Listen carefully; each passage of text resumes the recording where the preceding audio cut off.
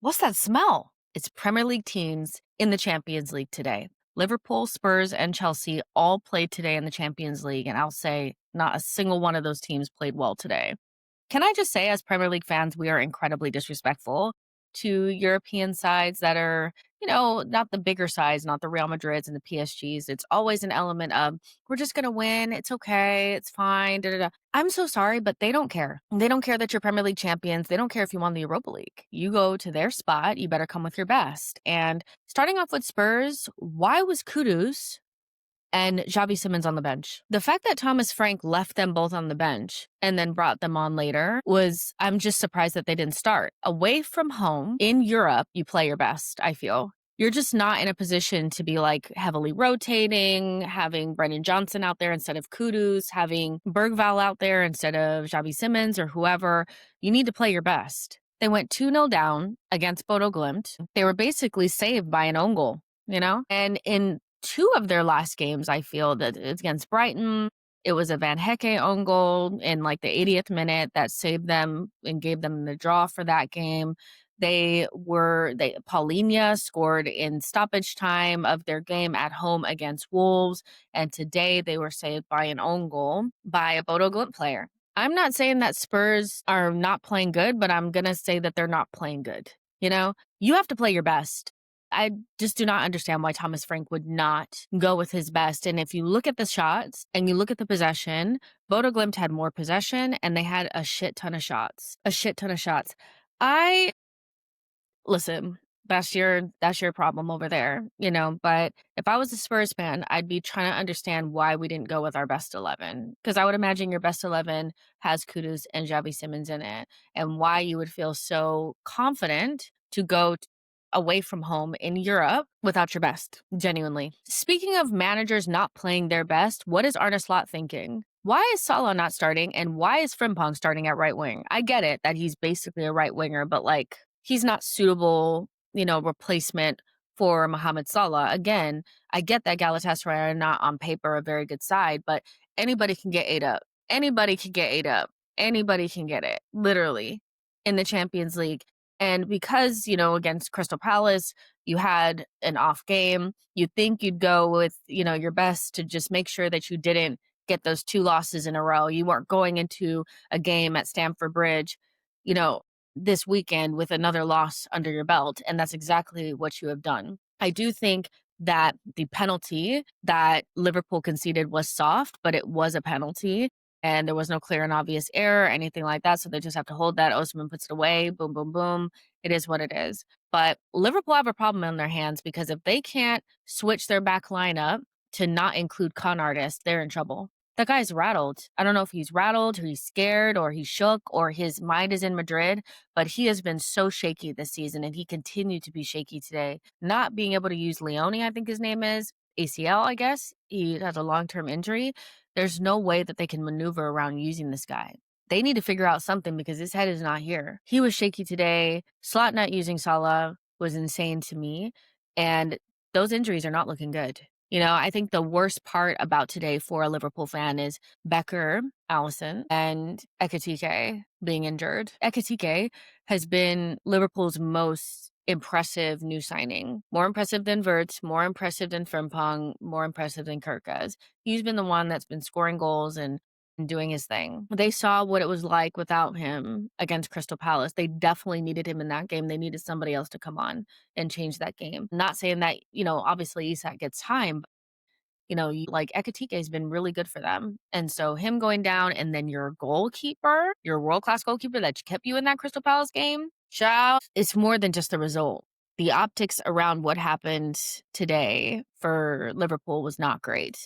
And I still just do not understand this element of, unless Salah was injured, why you would go into a game where you kind of need a win so that you're not going to Stamford Bridge with another loss under your belt, why you wouldn't start one of your best players. Instead, you started Frimpong at right wing. I know that he's more of an attacker, but that's just ridiculous. Genuinely.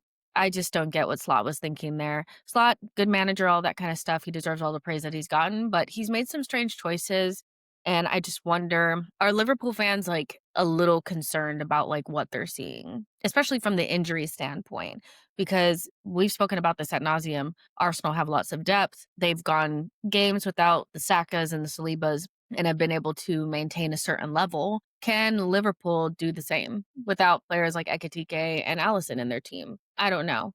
I don't know. I don't know what's going on there, but genuinely, the result is probably the least concerning thing because I think Liverpool will probably win enough games to be in that top 8. But the injuries, yeah, that would scare me. Now, the Chelsea Benfica game was really interesting. Obviously, Jose Mourinho coming to the bridge, that was like, his thing or whatever, the history and all that. But I do think Benfica actually played really well in that game, all things considered. I think they probably will look back on some of the chances that they created, especially in those first 10 minutes, as missed opportunities.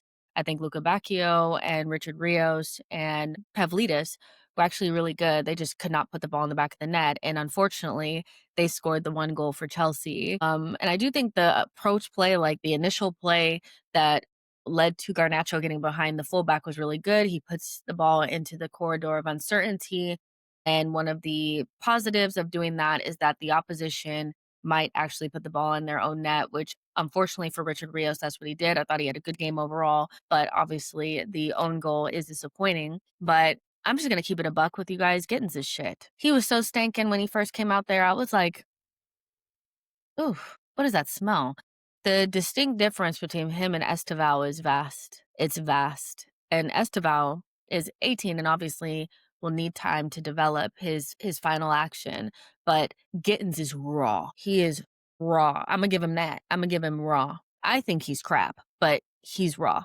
Very. I don't get that signing. And Garnacho was okay today because I mean he basically helped lead to the goal, but I think the totality of his performance would be like not that impressive for a player that's been around long enough to maybe put in better performances. I don't know. Garnacho is still a big question mark to me because I don't get it, especially when you could have used that money again for a goalkeeper and a center back. I was like, whoo, jump scare when I saw Betty and Shield back there. I was like, oh my gosh, I thought they had gotten rid of him.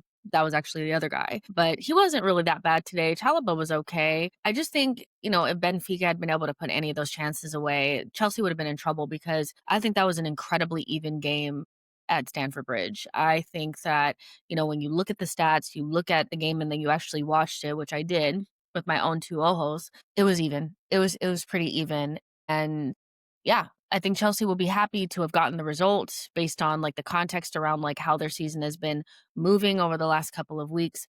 But I don't think the performance will give them that much solace. But also there's context around that because they have a lot of injuries. And a lot of players that did not play today that you would imagine would play, like Cole Palmer.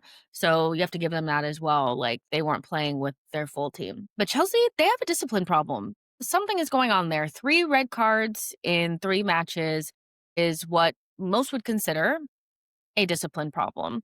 Now, each red card was different. You had a straight red for Sanchez, you had a straight red Dogzo for Shalaba, and then you have the second yellow for João Pedro, who had like basically just came on the pitch. I don't know if I necessarily feel like it's like they get enraged and see red mist and then do something stupid like headbutt somebody or whatever. But I think Chelsea have a issue managing high pressure moments. I think it's more that than anything else because all of those red cards to me came in high pressure moments where things were kind of swinging in the wrong direction and they weren't able to manage or ride that wave. And so somebody did something stupid and then that ended up being the red card. Sanchez couldn't ride the moment in the first 5 minutes against Man United. They were putting a lot of pressure. They were hitting that ball in behind and he kind of, did his bozo performance, and then boom. Shalaba, his red card was more of a reaction to Andre Santos being under a little bit of pressure. They told him to pass the ball forward. He didn't, and he went backwards. They picked that ball off of him, and then things spiraled from there. We know Chelsea's second half against Brighton was basically like a spiral, and then this one today was a second yellow that